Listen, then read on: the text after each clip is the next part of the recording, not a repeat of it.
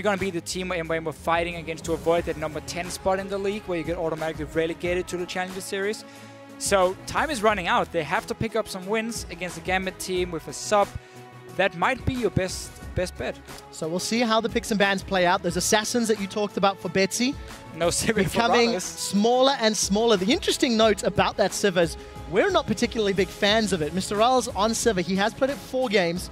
He's got decent stats. He's 10, 5, and 18, but it's not game-changing. No, she requires a team that she can actually help with a utility, and it requires some good teamwork to come in, some synergy, which is not what MYM have. They need strong individual champions who can play a bit of an SK Gaming style, like a 1-3-1, where you just rely on your mechanics and, again, not your synergy to win the games, because it's still a bit of a mess for MYM, and obviously not going to help that synergy by bringing in a complete new guy in the top lane. Well, Thresh, the most played champion for Edward, 4 games out of his previous Kalista 7, Morgana 8. would be open for Gambit. And we'll need to see what they decide to play out with. Ahri was the final ban from Gambit.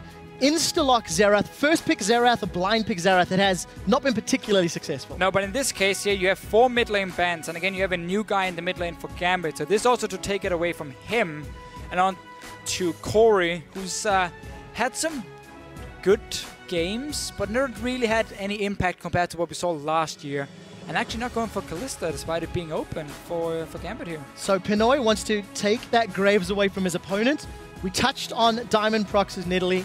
It was beautiful to watch last week and instrumental in helping Gambit take down elements, if memory serves correctly. 6-0-3, and we'll see if we can do that again. Yeah, his Nidalee was fantastic. Actually went for Rod of Ages after completing Magazine. Quite late. So very late for him. A different build from what we have seen, but because they got to the late game point where it was fully stacked up, it actually paid off for him. This Graves, it kind of explains the Sivir ban, because normally Kalista would actually be a counter to her because you can dodge the boomerang very easily. So by banning that and then taking a Graves, you kind of again move away. You move MrRalleZ away from, should we say, playmaking AD carry in some way where he can do that 1-3-1 and just rely on his mechanics to win. Instead, Corki. So a siege comp coming from MYM. Fantastic, strong mid game, but we have seen this before from them where they failed to use their power spikes and just ended up losing. Yeah, we'll see if MeetYourMakers can gain any sort of advantage. Wave clear, not the strongest for Gambit Gaming at the moment. They've got themselves some good bursts. They've got themselves some poke, if they want it, in the form of Diamondprox's Nidalee. So, Ezreal mid here, we have seen it today already from NukeDuck. And we have seen more and more teams talking about this double AD compositions, but in this case, if they pick Ezreal here, while he can farm against the Xerath, he's going to get pushed into his turret over and over, and that turret is going to take a lot of damage, and then it's a very easy rotation from MYM with the Corki to pick it up, and you have way more poke than Gambit is going to have, just because you have a Graves already locked in on their side. Well, I'm not entirely sure I like that Annie pick for Edward either. You've got range poke, double AD with a Graves, which is non-traditional as well.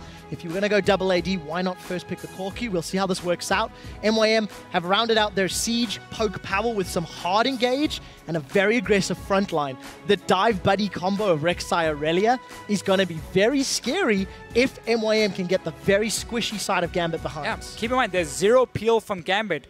They can take Morgana here as the last pick if they want to, but into an Irelia, that's a tricky matchup for her.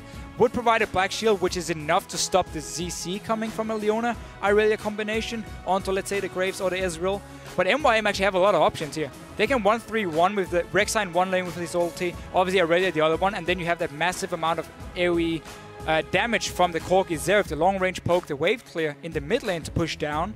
Or you can just go 4 together and just have the Irelia on her own in a 1-4. So there's a lot of options here for MYM with their comp. I have no idea what Gambit are putting together in this team composition. They've now rounded it out with a Renekton. If they do not get a lead in the laning phase, on MYM, this is a very, very awkward team composition. However, if Diamond can use Nidalee's early presence, which is lower in 5.3, maybe, but I don't know if I like this. No, I agree. I mean, Gambit is not going to win due to the team comp. They're going to have to just outplay MYM as either individually or just as a team, be better, you know, at shot calling, rotations, everything. Because you have an Ezreal mid lane who's going to get pushed in by the Xerath, and then you don't really have any proper wave clear to stop that MYM siege coming in around the 15-20 minute mark.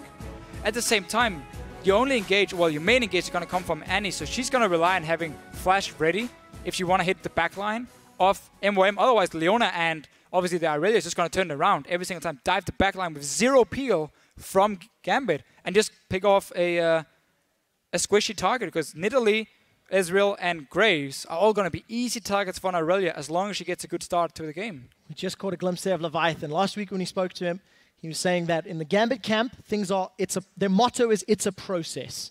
And we'll have to see if their process has led them to discover something that maybe we don't know. There are your team comps, hashtag MYM win or hashtag GMB win. You've got a much more, I think, succinct team composition from MeetYourMakers with their new man Jwaow on the top. In Gambit, they're going for a little bit more of an individual play team comp. Yeah, the only thing I actually would have loved to see from MYM was like a Janna pick instead. And it was hovered. It was hovered, but they went with the Leona, which doesn't really fit into this siege combination with Corki and Xerath. Janna here would have made it nearly impossible for Gambit to ever engage. What is the Renekton going to do? Slice and dice in, Monsoon out, you're done. That's it. Sending the next guy, okay, he's going to die because he's an AD carry. Or Nidalee who's full AP. So I really feel like that would have been a better pick. Yeah. But now, if you do manage to land the poke from Xerath and Corki, you have that hard engage option. Yeah. And then you have the Rek'Sai and Irelia following. Still for Gambit, I really want to see how they play. When you play double AD, it's all about, again, playing where your dual lane is, because you need to make sure they're safe and they can push their lane, get the outer turret down as fast as possible, and then obviously have your Ezreal in the mid lane being joined by this AD carry later on and take the second turret, and you take 2 outer turrets. You ignore your top laner. He can just do whatever he wants. It doesn't matter. You take first 2 towers, and then you take the wards, because you need to flank ward all the time when playing double AD. I'm very sorry for keep talking here, but this is actually a very interesting point. So you need to ward your flanks, which means once you take down the first 2 outer turrets, you push up to the next wave, and again, you get these deep wards in, and suddenly you can keep going in towards the turrets. So that's why they picked Renekton, to just sit on his own and survive. Well, we did have a bug splat, but Deficio has ranted his way through the little pause, and we are into game. We are into game as MeetYourMakers take on Gambit. I do want to touch on something you did highlight. The vision is going to be important for Gambit, and the one thing I like from Leona is it can punish misplays and positional errors, which is something Gambit has been very, very guilty of. That's true. In multiple games in the past. Yes. So let's keep that in mind in terms of playstyle. However, both teams have replacements. We are on to the Rift. Yes, we are. For MeetYourMakers, who are currently 1-7 in that relegation spot 10th, whereas Gambit 3-5. A 3-game winning streak, they're looking to make it 4. I really like your point about Gambit. They have a unique ability to do everything right, and then randomly get caught out and die and lose the whole advantage. Can't do it in this game. So much damage and CC from MYM to catch you out. 3 stuns, 4 even with the Leona having 2. Obviously, the knock up again from a Rek'Sai. I really like the team comp. It's the same every week. I actually like MYM's team comps here. Yamato Cannon is doing a great job with his players in the pick and ban phase, but they just can't use it in the game. Yeah, decision making is seemingly holding them back. Let's take a look at how these lanes are shaping up. Very defensive wards, with the exception of Eddie being a little further forward. Going to try see if they can get that lane swap in play. Eddie starting with those boots. Deficio, do you like it or not? That is very, very risky. Not having any combat stats. He's going to get in a 2v2 lane as well. Normally, if you have a lane swap, then the boots can help because you can now start roaming around on that Annie, which is the thing she's very good at. But now in a 2-2 lane, they won't really offer him anything other than maybe dodging in and out of the range of a Leona, of a Zenith blade, so get like auto attack, then back away before she gets in range to try and lock you down. But you can see Eddie as well. He's trying to set up a freeze here. That's not going to happen for him because it's going to be a 2v2 lane. No golems or grums being killed by either of the dual lanes, so just completely standard XP. Well, we'll see what Pinoy and Edward can do. Eddie, with those boots, maybe he's going to be looking to dance around the Leona or try to roam around and back up his other AD carries. Cabochard, we just caught him teleporting down. So we're going to see again, duos in the top lane is in the bottom lane. Again, not really sure what the Gambit were aiming for here. Maybe they were expecting MYM to be in a lane swap, but then you wouldn't send your dual lane to the top side. You would keep them bottom lane if you felt like you had the stronger 2v2, simply so you had the dragon control. And that's just a little bit surprising, but early push goes in favor of Gambit, as we often see. Pushing it down, no relic stacks actually being used, except for one. Sorry, one being used by Nisbeth. So the push for Gambit, but remember Leona can engage onto an Annie, especially around level 6 when she's very mobile, the Annie. Lock her down, following by the jungler, and you have a kill for yourself. Traditionally immobile Deficio, but Eddie's got boots. He got boots, and he can dodge everything. I do also want to highlight Betsy in this mid lane, coming up against Kori. Kori, of course, returning to the LCS after a brief hiatus. And we knew Betsy from his Challenger games as an assassin player. This is a champion pick and a playstyle that requires a lot of communication with the rest of his team. And remember, this is his first game on the big stage. Yeah, it's a bit of a fun matchup in the mid lane, because some teams like to refer to Ezreal as a discount version of Xerath, because you want to, again, play around this mid-game power spike with the Trinity Force for Ezreal with the long-range poke to take down these turrets, fast push them down. Xerath just does it better. What Ezreal does offer instead is better skirmish potential and roaming as well from his lane. I'll probably take him in a 2-on-2 fight where you can dodge the stun from a Xerath fairly easily. That's one of the reasons people like the Ezreal mid lane over the Xerath, because he's going to get outscaled. I mean, Kori late game is going to be a complete monster. Well, we'll see if Kori can make it to the late game, whether or not Gambit can get any early pressure down. Something that we didn't really touch on in picks and bans is Horo locking in that Rek'Sai. It's actually the first time that we've seen him play the Queen of the Xerath, and considering how strong Rainover was a few minutes ago in a actually near identical situation, it was the same dual lane he was playing against, it was the same opponent top laner. Let's see if Horo can have the same level of impact that Rainover did on Fnatic. He is against the Nidalee, however, who's a bit stronger in the one-on-one than the Jarvan would have been. Diamond, he's spotted. We're going to see a 2-on-2 fight. Oh, Diamond in a rough position as the Tremor Sense reveals. Horo and Jwaow start the fight out. Jwow's engaged. He's going to Blade Surge forward before he eats a Javelin toss. Now Diamond thinking about the pounce, decides not to engage, doesn't want to run the risk under the tower. Diamond here used the flash actually as soon as he came into the lane when he saw Horo came behind him, cancelling the recall from Jwaow. 2-on-2 fight being won by Gambit. It's one of the things you can always do with Renekton. They might even go for the dive here. Oh, I think they want to look stun for him the and land the spear, and then is it going to work? Spear doesn't connect. Jwaow has managed to stun, but Diamond hops in. Their flash is going to be able to get him away. Slice and dice, rather. Now we do see Diamond. He's low on mana, but he's taken 2 turret shots. It's at max. The knockup doesn't connect. It is 1 for Horo. Cabochard's going to get dropped by the next turret shot. Double kill for Horo, but 2 kills for Gambit in a dirty tower dive. So they did manage to deny a lot of minions from this because they killed Jwaow and forced his teleport now back here to pick up the rest of the farm. But they could have just taken that 1 kill and said, that's enough, get a bit of damage on the turret and then back away. Instead though, Gambit looking for the jackpot. Didn't actually get it. Not this time round, but early pressure. Diamond using that Nidalee, despite it being 5.3 and despite the fixes, in an aggressive way. Yeah, and we see a big difference here in how Diamond played the early game compared to Svensson in the last game. Notice how Diamond is saying, okay, I know my dual lane is going to be fine, 2-on-2 on the top side. I'm going to put my focus on Renekton because he's going to play aggressive. He needs to, again, to build up that rage or fury in the matchup. He needs to trade with the Irelia. He's stronger early on as well. So he's staying on the bottom side to snowball him and make sure he doesn't fall behind to jungle ganks. And that's what Gambit used to pick up these kills. Just a little bit too greedy maybe in the end and actually trading 2 for 2. Denied some farm, however. Difference in itemization from Cabochard as well. Despite being the only frontline for his team, he's opted to work his way towards a Tiamat most likely. Pickaxe and longsword, the small CS advantage over Jwaow should, in theory, be able to outtrade and maintain control of the lane. Diamond may as well get some s'mores and pitch a tent because that's the 3rd time he's going to be moving into this bottom lane. The Cougar and the Crocodile tag teaming. And they can do it again. Push in the wave, dive onto the Irelia here, deny him even more farm, delay his Trinity Force power spike is what you have to do against an Irelia.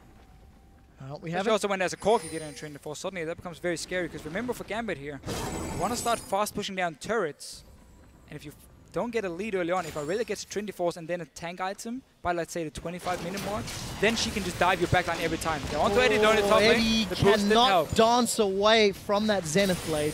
We haven't looked at any of the other lanes at all, primarily because of how much the junglers have been involved in the bottom. 2 very quick true shot barrages. I want to go back to this double AD comp that Gambit have put together. Betsy, you know, he's picked himself Ezreal. Dexter actually had a fantastic tweet earlier today. A series of tweets actually talking about teams. There we go. Should just go back to press R comps, learn the basics of shot calling. And we'll see whether or not Gambit can make that work. Typical, we call the tweets up, and Jwaow is going to get run down. Quickly to round up that team comp. Without having team knowledge of how composition should be played out, it's a very long process. It requires effort. Gambit are trying that very difficult team composition with a substitute. And yes, they seem to be okay in this laning phase, but that's because of Diamond's ganking. And we really need to see how Betsy plays around the rest of the Gambit squad. Yeah, what he can do, because right now he's actually got pushed in that mid lane, starting Flasks for some more sustain, knowing he was going to be in a bit of trouble against the Xerath. So that wave's going to be pushed in. Should be a fairly decent back time as well for both the mid lanes. No early tier from Betsy. Might do the Nuke Dog route where he goes back into Spice and instant mana immune instead and starts stacking that early. So it means you get the more mana faster. Oh, sorry, it means that you get a bit more damage just when you buy the item instead of the tier, which doesn't offer you any combat stats. But it delays your more mana for the late game or the later stages of the game. So you delay your own power spike a little bit, just become slightly stronger in the early game instead. Well, we did see the roam from Edward thanks to those boobs. Not really going to work out. There is the early mana immune that you were talking about. We'll see how quickly he can get up to Mura mana. Every time we catch a glimpse of Betsy, he's using that True Shot Barrage just to keep farming, trying to push Kori further back. Make sure wave's clear. What he's doing is making sure Kori can get in and get a few hits on the tower every single time the wave is there. Because then this tower will slowly drop down more and more, and it's a very easy rotation again for MYM to suddenly pick it up when MrRalleZ decides to just walk into that mid lane. So that's why he's again using it just to farm. He's not trying to control the side lanes like we've seen Faker do in Korea. And now again with that mana immune, as we said beforehand, will make him stronger now, but delays more mana for later when he really wants to group up with the Graves as well. Well, I think we do need to give some praise here to Pinoy and Edward. Despite Eddie starting with a pair of shoes, no combat stats, it's actually him and Pinoy that have come out of this laning phase. You do have the Graves into a Corki, so that lane matchup is pretty good for you. Nisbeth has found himself a Crocodile. Dominus is out, but Horo's on the board again. That's his third kill of the game. Nisbeth, just as we were praising, or rather calling you out for not necessarily punishing Edward, managed to put a kill on the board. That was well done. That was a nice little swap around for MYM, but Jwaow, he's in trouble. Well, Flash Tippers comes out from Eddie.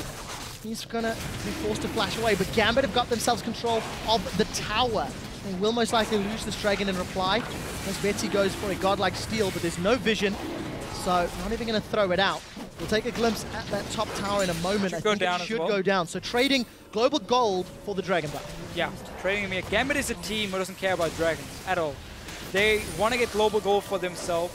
In pretty much every game they play, they only take the dragon if it's free. If they just want a team fight and it's up, then they go for it. Otherwise, they're happy making this trade for themselves. Now again, you can send Pinoy, who's sitting on BSO pickaxe, because he got that farm, he got the tower as well, so he's still a lot stronger than the Corki. Gambit needs to use this now to control that lane for himself. Even though there's no tower, once you push the wave down, all the way down to the tier 2 turret of MYM, then he goes to the mid lane, and he starts pushing that one in, chipping away on these turrets here, because Gambit needs to get the outer turrets down.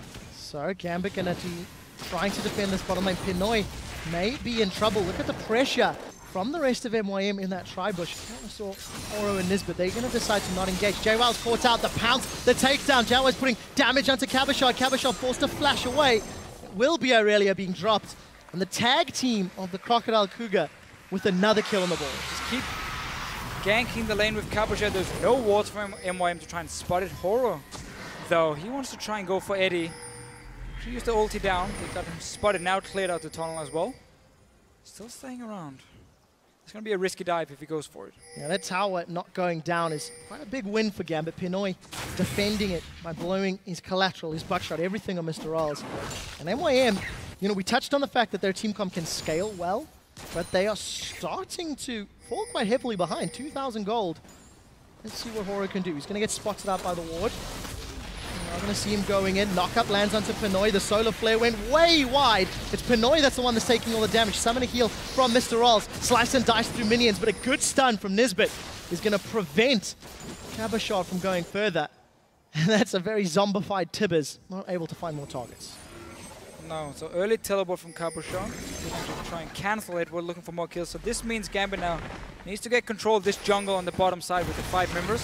Jwaow still trying to farm. He's really been shut down by Diamond and Cabochard. They're looking for Horo here. Trevor. She's gone. So, you just saw the enemy top lane teleport to the bottom lane. You even see him running with the team into your own jungle. Because you had the minions before and you had Nisbeth as well, spotting them. You're down to 30% HP. Why on earth do you start your Raptor camp? Why don't you just back away, knowing they're there? I don't understand. Deficio is left speechless as Horo getting caught out makes it a small... Gambit continue to take advantages. They're going to take their third tower of the game. You just gave Gambit everything they wanted.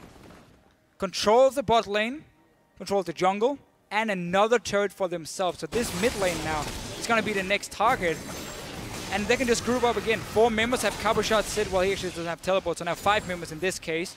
Push it down, and MYM have to move in themselves to try and wave clear it. Otherwise, the tower's going to go down as well. You just completely open up the map for them. 3,000 gold down.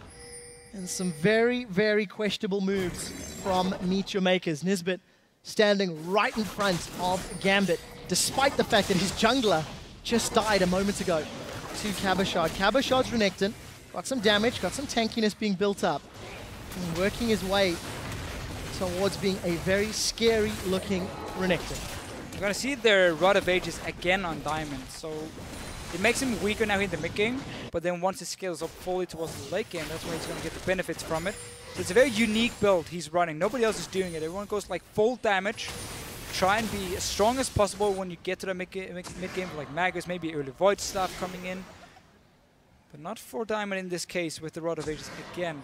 Only problem for Gambit is still the wave clear on MYM. So if they go 5 mid lane, Kori is able to clear those waves very, very easily. I'm very glad you mentioned that. I was just about to bring it up. MeetYourMakers, despite being down, do have the tools they need to stall the game out. Corki plus Xerath, plus even Irelia's ultimate, can be used very effectively. Yeah, but RalleZ is in the bot lane, so they're not in position. Now. They're not in position. Tower. Kori was way behind. He's only just made it into lane. MrRalleZ didn't respond. Gambit outplaying MYM with some great positioning. So I know RalleZ can get the bot lane turret here, but you had the TP advantage, so why don't you put your Corki in the mid lane with the Xerath? And you don't push away if you don't care about this turret right now. It's so low anyway, you're going to get it later. And you just wave clear, and you use your Irelia to 1-4 split push, because if Cabochard goes up there to try and stop him one-on-one, well then suddenly MYM with this Leona pick, remember, not the Janna pick, can just engage the mid lane, have the teleport coming from Jwaow and a 5 versus 4, and suddenly you're straight back into the game. Instead, they actually allowed Gambit not to be punished for not having a teleport and get a turret as well for it. So again, more mistakes here from MeetYourMakers. We need to see if they can claw it back. They've lost 4,000 gold to their opponents in that lead. Teleport will be up in a little while for Cabochard. But if you compare the item differences, thanks to those assists in early towers, Jwaow still got the makings of a Trinity Force, still looking for his first big spike. Yeah. And he's simply not there yet. Rod of Ages completed at 16 minutes for Diamond, thanks to those 2 kills. Pretty good timing then. That's 3 minutes slower than a mid lane Rod of Ages or a top lane Rod of Ages. So he's going to be ecstatic with that. Very good start for him. And really like how they just put full focus on shutting down the new guy, Jwaow and Irelia. Delay his Trinity Force, as you just mentioned before here. You want to get around again 15-16 minutes is standard timing for it. Not going to happen in this game. And again with MYM falling behind now, just they lost these turrets here. Dragon is spawning in 4 seconds. Gambit can move in and set up for it. They have 2 pink wards, 2 double upgraded trinket totems as well for both Diamond and Cabochard here. So putting a lot of focus on the wards, because they have that goal lead and they can engage with Eddie. He has flash ready as well. Well, let's touch on some of the items as we do build up. You can see Betsy got himself those Lucidity boots as well as Mana Crystal, so maybe working towards Iceborne Gauntlet. So not being an AD carry, moving the caster route is actually something that Tabs mentioned earlier today. When those Ezreal's not going a traditional AD carry route, relying on their Mystic shots, relying on the poke and the harass. We'll see if it works out for Pinoy. Yeah, you can see Betsy actually going, again, Iceborne Gauntlet, so putting more focus on kiting in these fights here, then straight up like all-inning a target with the Trinity Force we would otherwise see. But that was just a free dragon for Gambit. Moving down, plays a few wards. MYM knew they couldn't walk in and face check them, so just standard play from them. Something I want to highlight, look at Gambit moving through the jungle. Last week, the same Gambit team was invading and stepping out of position alone. Pinoy, in a post-game interview, even said, I made mistakes. I was overconfident and moved around. We are going to see That little blue trinket being used. Nisbeth and MrRalleZ, they're about to run into a whole lot of trouble, but back away just in time. Just sitting back at their own turret. They're still waiting. It's actually exciting. Exciting? It is. It's not the word I would use, Deficio. It is. Look at Kori. They're on a hunt. Kori's not going anywhere. Betsy's the one that's in trouble. He's about to find everybody. And he did. What? Wow. Itsy Bitsy Spider gets squashed under the boot of MeetYourMakers. But what will this cost MYM? Gambit. All right, Kori recall. Go down and clear this. Or does he have ulti? He does not have ulti. He used it to kill Betsy. They're moving down. They're forcing them away. It's fine. So Gambit was setting up the trap. They're waiting for someone to face check. And then Betsy actually got surprised because, well, why would Nisbeth be standing there in the first place anyway? The MYM trap was greater than the Gambit trap. And it was a kill credit, again, going to Horo's Rek'Sai. We touched on that Rek'Sai pick. It wasn't necessarily impactful in the laning phase, but with all of the kills and the gold in his back pocket, Horo's going to need to find some engages on these 280 carries. He's going to need to try find a way past this Iceborne Gauntlet that Betsy's going to be completing in a few minutes. Oh, Nisbeth now finally actually walked into the bush and flashed away because Gambit was no longer waiting there. This has become a game of guess which bush is the death bush. And Gambit again unable to find the targets. But this is a weakness of their comp. Unless Eddie can stun somebody up or Cabochard can run them down, there's not really a lot of opportunities for them. Very true. Again, they're going to lose in terms of the poke damage against a Xerath and a Corki. You don't really have, again, fast pushing abilities on a tower. Graves with the fairly short range. Obviously, the Renekton won't really add anything there. So again, you can't really group up as 5 and just start walking down a lane, because then Xerath and Corki will beat you. So they're looking for the picks instead, but decided not to actually really look towards the side lanes. More like, let's create a pick in this jungle. And MYM said, well, if I never walk into my own jungle, I'm never going to face check anyone.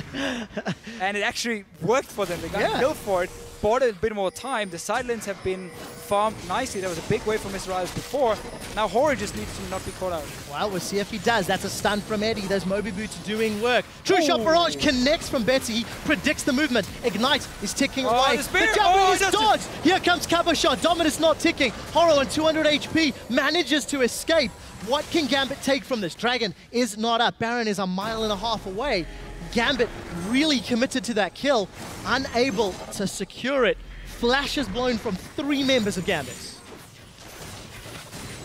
And then we go back into MYM defending their turrets. No picks for them. They really want to create them here.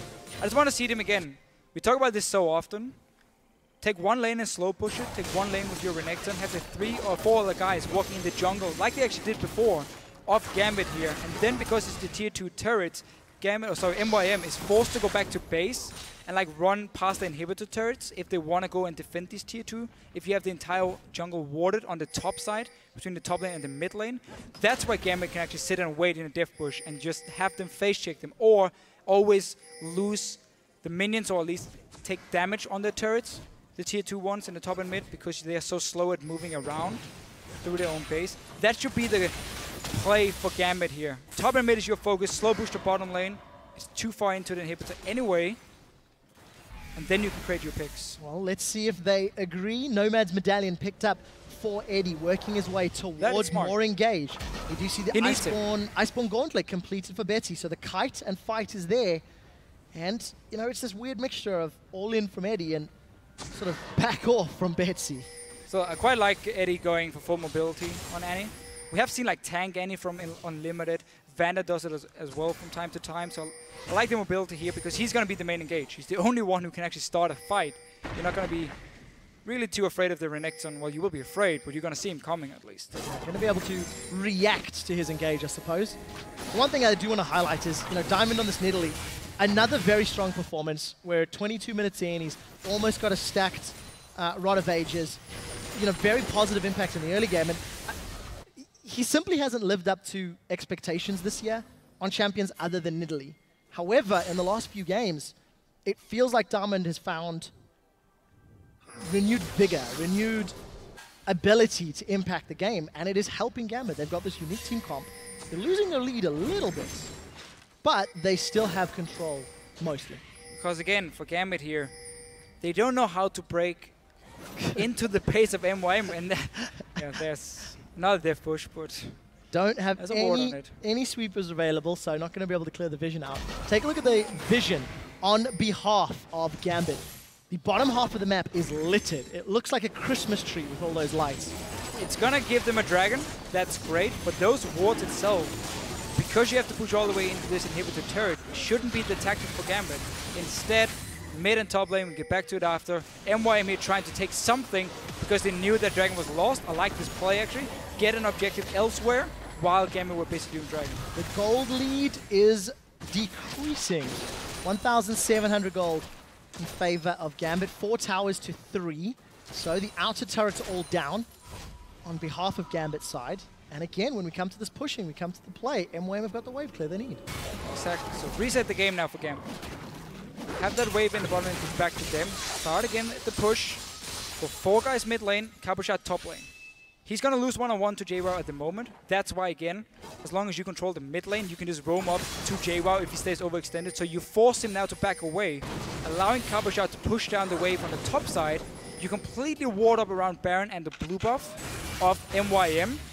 And again, you have that fast route between the mid lane and the top lane to take down these last 2 turrets. You don't have to worry about the wave clear because Xerath will be sitting in the mid lane with the Corki. And then you can take the top turret. That's how you can open up the map. And then suddenly you start baiting out this Baron now, forcing MYM then to move in and actually take the fight, where they have to face check you with this Annie with the flash tippers. And that's how you take them away from the turrets, away from this wave clear, into straight up fights. But Gambit has just been running around on the bottom side of the map for the last 10 minutes, where MYM is never going to move in because they're just going to set an inhibitor and wave clear anyway. And if you look back to Gambit's victory last week over Elements, it was actually punishing Elements in the jungle that allowed Gambit to win the game, that allowed Gambit to regain control.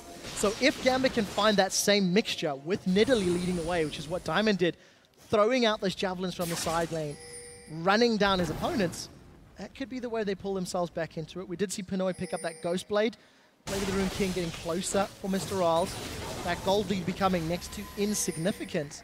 Randuin's and Triforce picked up for Jwaow. So there's been really big item breakpoints for both of the respective teams. But MYM, they're going to be happy with this slower pace. For sure. I mean, we're missing the key thing for Gambit here. Oracle Lens on 1 or 2 members. Pink wards, again, around that Baron. MYM has been able to, while they don't have a ward now, at least not get completely zoned away from it.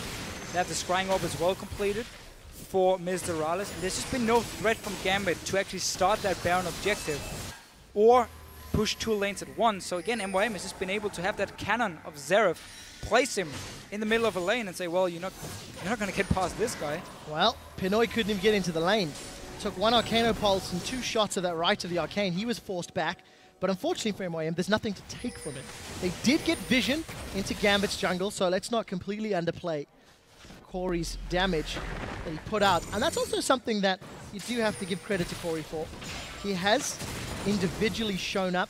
His Jace play in particular from 2 weeks ago, I think it was, stands out. And he's got the damage and he's got the squishy opponents to take charge of this game. But Deficio, we're going to be in for a long one because MYM really, really want to play for the late game. Let their team come through the scaling they need. See if Nisbeth can land some solar flares. Yeah, and Gambit simply unable to really push the lead they've had for quite a while. Well, and maybe that's because of their team comp. No, well, yes and no. Okay, the team comp doesn't make it easier for them. Yeah. But they're simply just not playing around the right lanes and the right objectives. They keep again going back to this bottom lane and like they're like, oh, we're gonna bait up this dragon which is not even alive. And then MYM is like, fair enough, we don't care. Do whatever you want. It does mean Gambit in about, so we do 6, 12, 18, about 20 minutes time, you should have a 5th dragon. That could be their tactic for them. Next one coming in 1 minute and 40 seconds. So my math was a little bit off because I didn't actually realize it was about to start. Fair enough, we'll forgive you. You were able to do arithmetic. That's more than we can say from the Challenger casters from yesterday. 14 minutes instead. So, managing to work that one out. The pace has slowed to an absolute crawl. MeetYourMakers, thanks to forcing Pinoy away, got some deep vision into Gambit's blue buff area of the map. We'll see if they make use of it. Teleport is available for Jwaow. with a minute 20 on the clock until the next dragon, you can see Diamond with that upgraded Greater Stealth Totem hopping over the wall to get some vision down into MYM's jungle, and MYM also replying. I'd like to think a fight could break out around this dragon, but with the amount of poke from actually either side, there's the threat that the fight could be over before it begins. They've jumped onto Jwaow. Jwaw's tanked up a lot, but he's going to flash over the wall. What did they use for that? Tibbers was out. Collateral damage was used, and Jwaow has teleport with wards to go to. That could be trouble for Gambit if MYM are decisive in starting that dragon quickly. Well, ulti from Pinoy should be ready in time. Can't say the same for the flash on Jwaow. So another death bush being set up. And again, doesn't really manage to find a kill. The flash is still important, meaning it's a lot more risky for Jwaow now to dive the back line of Gambit. Horo now left all on his own, pushing up. He's going to get stunned. Pinoy going for him. No collateral damage. Pinoy trying to get the auto attacks out. We do hear that Ghost Blade tick from Pinoy. He's going to carry on chasing. There's flashes for both. Everyone is coming. Here comes Diamond and Cabochard. Never mind. But one thing that I do want to highlight, Betsy doing well, CSing effectively, being where he needs to be with this caster zoning Ezreal. More importantly, Jwaw's top lane performance for MYM, it has been an improvement over MYM in recent games. So we do see Horo. He's gone in. Dragon secured for Gambit. That is number 3 back of away. 5. Now the fight for MYM now. Dragon is already gone, so they don't have to take the fight. You want to land the poke first with the Corki and Xerath. They didn't manage to do that. Instead, put the attention on this mid lane here. First time we see MYM really push onto the turrets of Gambit. Should be able to get some damage on it. Actually, no, have to be careful here. It's going to be a flank from Diamond, like he did against Elements. Yeah, and it's what worked for Diamond against Elements. He was able to find the javelins in that game. Unfortunately, not able to find them this time around. You said that last Bispo was picked up by Betsy, so those Mystic shots are going to hurt just a little more. Cabochard controlling these side lanes. Gambit have run out of steam. They had a decent laning phase. They earned themselves an advantage with Cabochard's Renekton. They got towers, and then they hit the wave clear wall that MeetYourMakers have put down. So for Gambit on their 3-game winning streak at 30 minutes, I don't think they're looking that great. And for Gambit right at this moment, what they're saying is basically, okay, there's a lot of wave clear. We can't really push on their turrets. Well, we already got 3 dragons, so we don't have to do anything. We can wait for that 5th one. But it's just so risky, because again, it allows MYM really to get back from a fairly poor early game. And it allows Kori to get to the late game on a Xerath, making it even harder for Gambit to really do anything. And once we get more armor as well on Jwaow, against the likes of an Ezreal and a Graves, it's going to be very tough for them to take him down. So it's going to be more about Gambit suddenly like kiting around in the fights like they did against Elements, where we had Diamond jumping around on one side, Betsy with the Iceborne Gauntlet, with the slow obviously on the other side, and just trying to split up MYM and really try and get onto the backline suddenly with the Corki and Xerath. So we're going to have to see. The late game team will be very different for the two teams. MYM's side, it's all about not getting flanked around. And Gambit is about not getting poked down. So there's one beautiful part of MYM's comp that's going to play into their favor if Gambit go for the Dragon victory.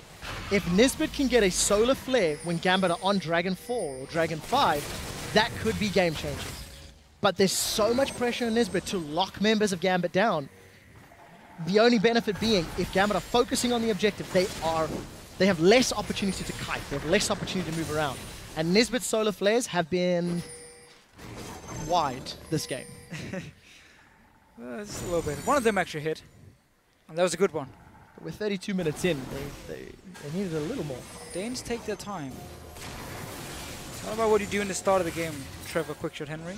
It's about the 5-man solo flare that comes later that will win you the entire game.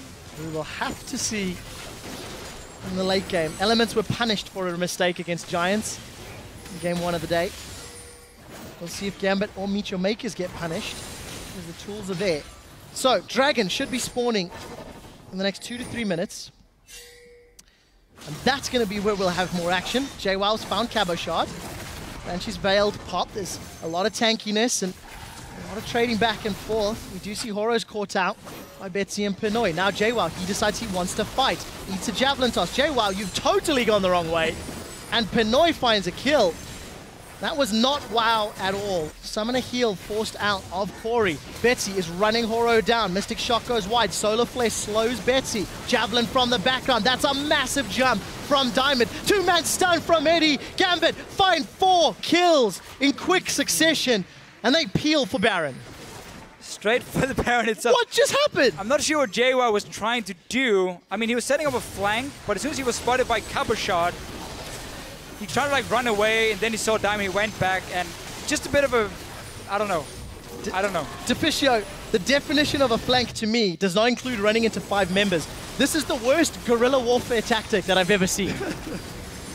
Very true. And Gambit managed to actually punish it. Chase for some more kills. In the end, they get the stun onto Kori. Let's see, it's Cabochard flashing in. There we go with Diamond.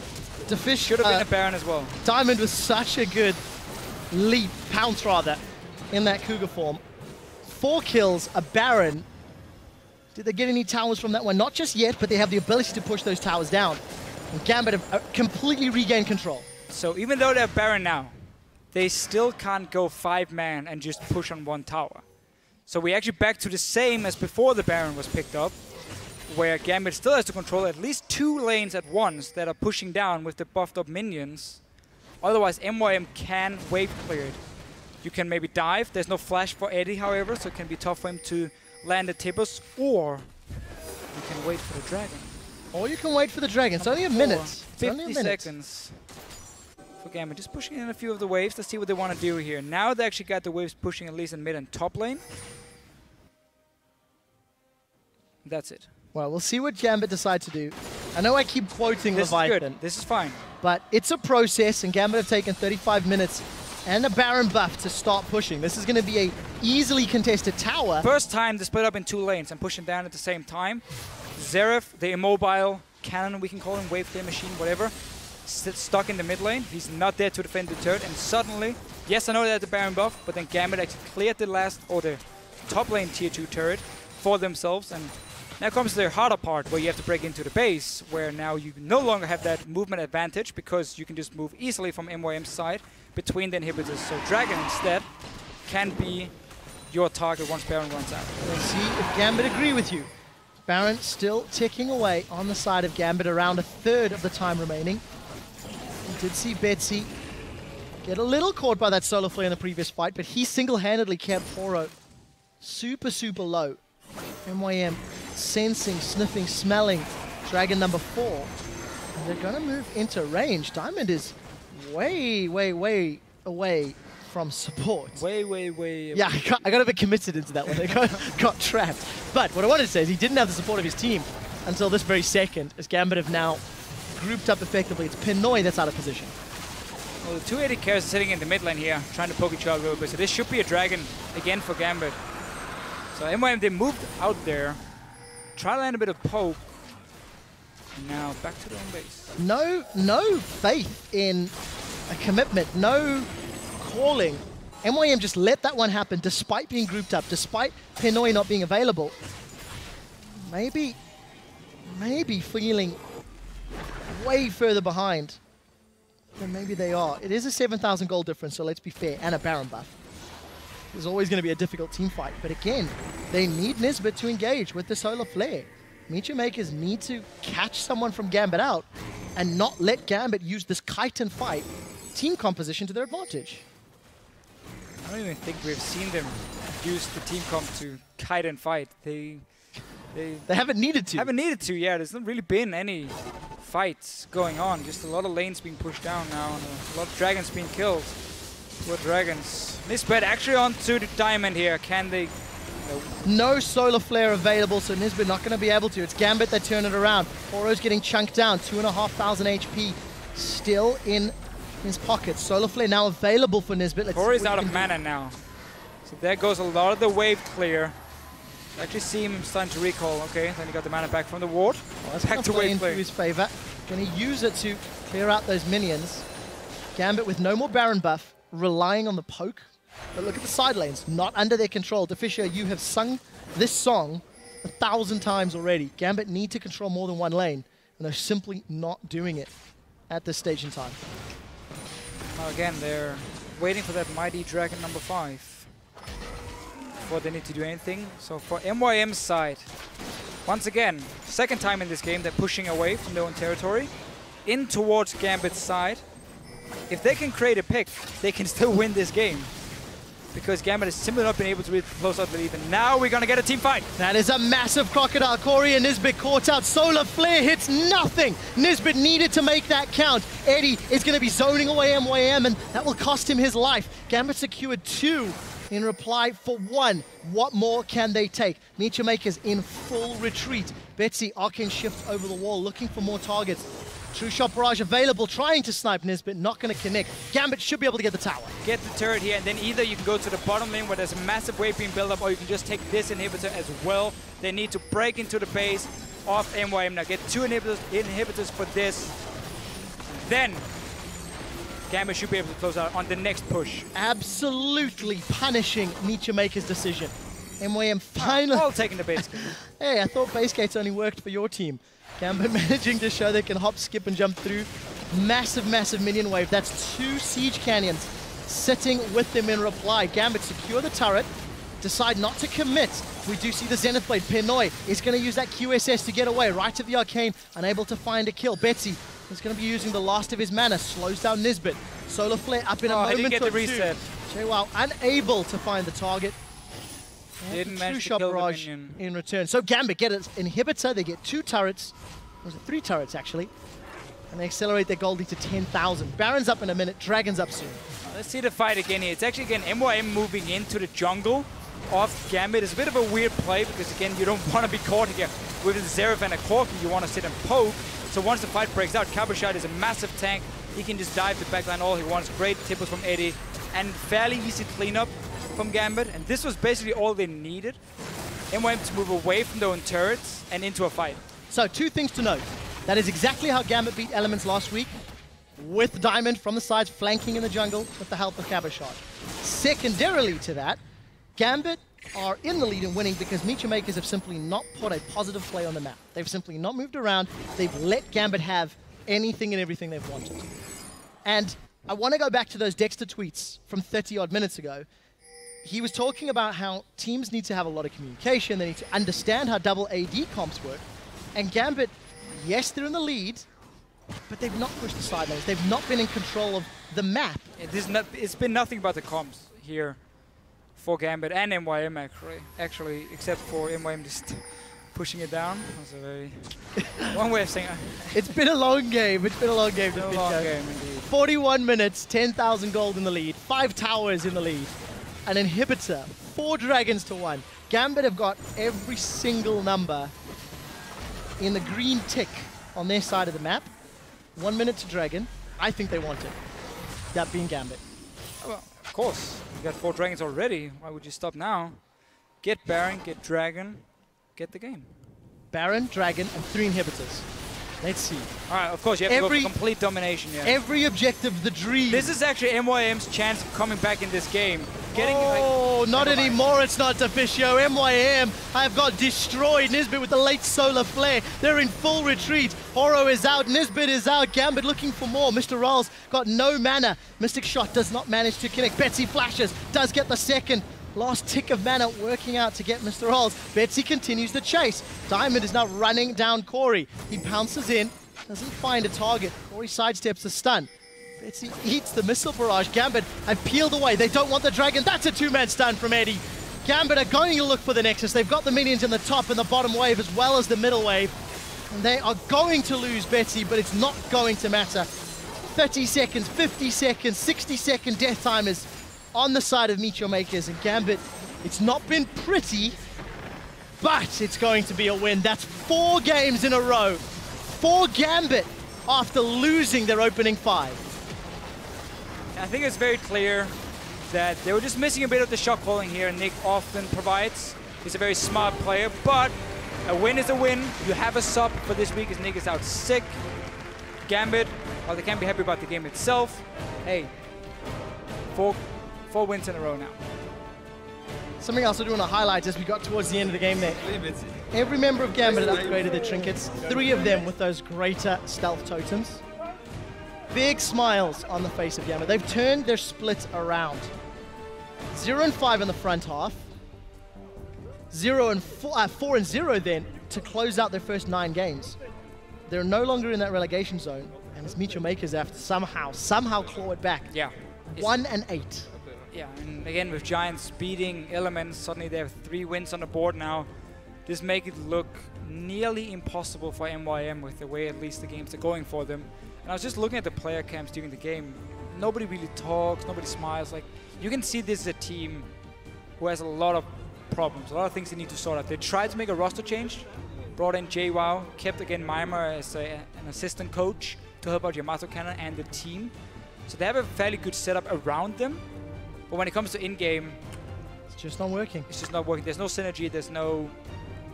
And no nothing. At some point, you need to step back and talk about MrRalleZ and Nisbeth. Jwaow had moments that were good. Horo had moments that were good. Kori's had moments that were good. I simply have not felt that way about Nisbeth and MrRalleZ, either as a duo or individuals, all that often. 9 games in the spring split. MrRalleZ, who was one of the most touted AD carries from last year, is simply not living up to his pedigree, not living up to expectations that I think